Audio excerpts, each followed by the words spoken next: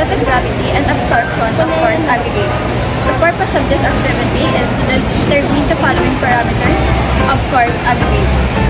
Bulk-specific gravity, SSG, apparent specific gravity, and percentage absorption. Let's go! Day 1. Sample preparation using the sample splitter. Outfit check.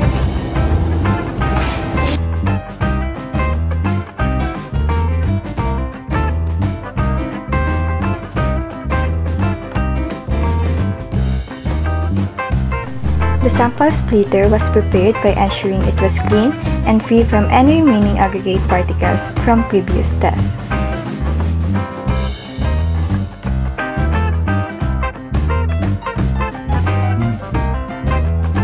The bulk aggregate sample was poured into the sample splitter's top hopper, ensuring an even distribution across the wheel.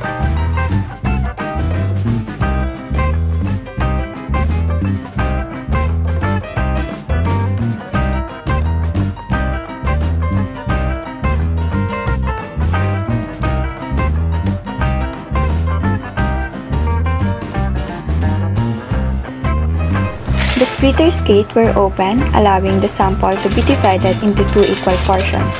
Any leftover particles in the splitter were brushed off from left to right to ensure an accurate sample. One portion was discarded while the other was retained for testing.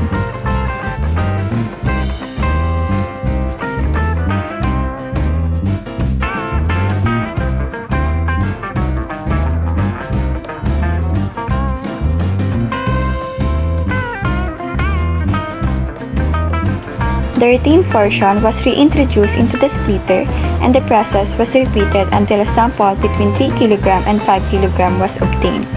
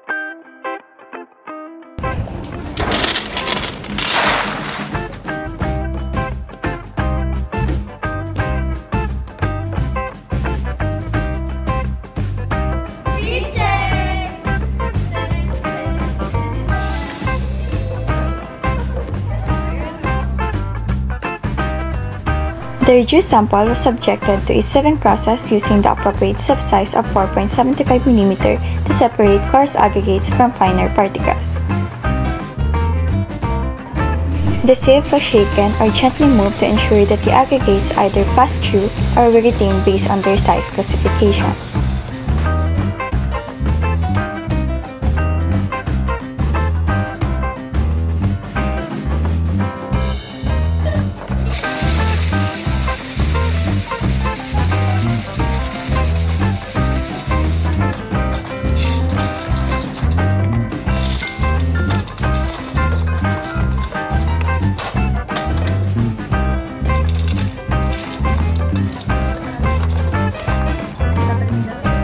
A weighing scale was prepared and a plastic bin was stirred to remove its weight.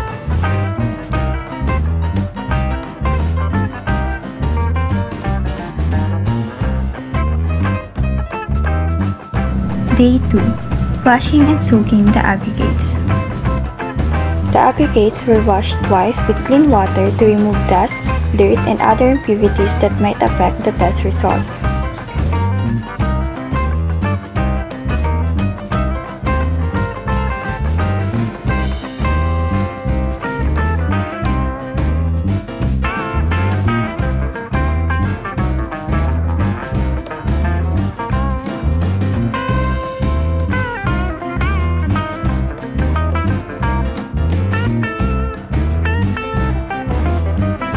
A container with a lid was prepared and filled with distilled water, ensuring that the water level was enough to completely submerge all the aggregate samples. The temperature of the distilled water was measured and recorded before immersing the aggregates, ensuring it was at room temperature. The wash aggregates were carefully placed into the pail containing distilled water, ensuring all particles were fully submerged. The bucket was covered with a lid to prevent contamination. The aggregates were soaked for 24 hours to allow for complete absorption of water. Day 3. Oven drying and final weighing. After soaking for 24 hours, the aggregates were taken out of the pail and placed on the clean absorbent towel.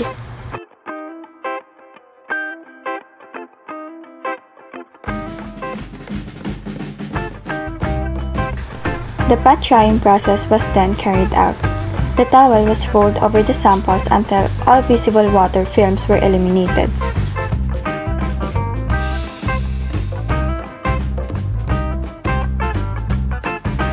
The test sample was transferred to the plastic bin and weighed in the saturated surface dry condition, and this was documented as the surface dry weight.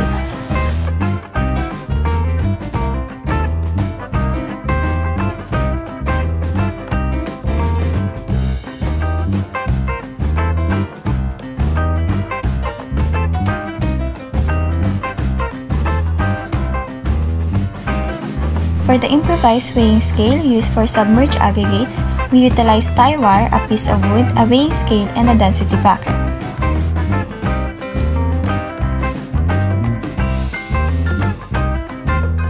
After weighing, the test sample was placed inside a wire mesh bucket, and the second bucket was filled halfway with distilled water and inserted beneath the improvised weighing scale.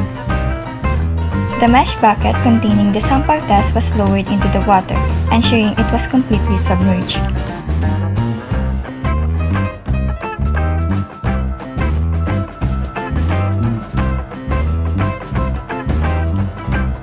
The drying tray was inserted into a laboratory oven. The sample dries to a constant weight of 3 hours.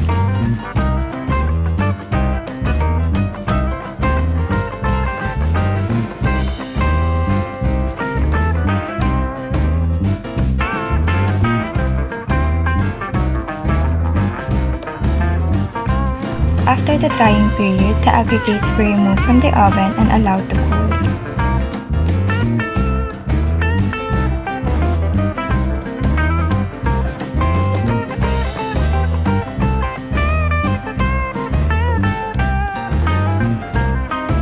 Once it cooled, the dry aggregates were weighed again using the digital balance, and the final weight as a dry unit.